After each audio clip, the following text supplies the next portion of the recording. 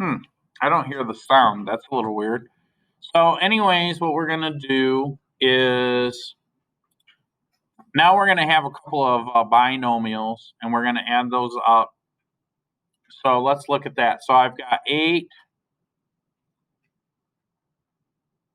I've got the quantity 8x minus 7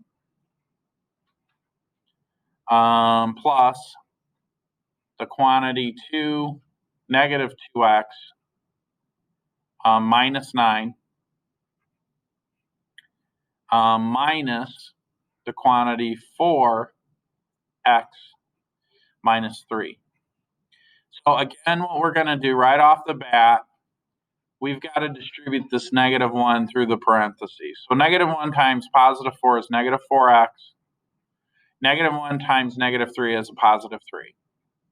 All these other terms, because I'm multiplying by positive 1, these are just the same. Negative 2x minus 9.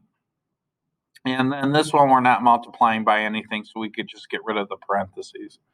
8x minus 7. The only difference here is when we go to find the like terms, everything that has x raised to the first power, we're going to combine them. I'm going to write it down just so you guys could see it, but most of you guys could probably do this math in your head. I'm going to say 8x minus 2x minus 4x. Right? Now we're going to identify all of the like terms. Negative 7, these are constants, by the way.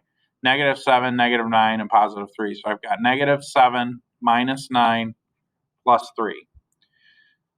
Then we just add up the coefficients. So this one becomes 8 minus 2 is 6. 6 minus 4 is 2. This one's going to be a little more challenging. Negative 7 minus 9 is negative 16. Negative 16 plus 3 is negative 13. And that's it.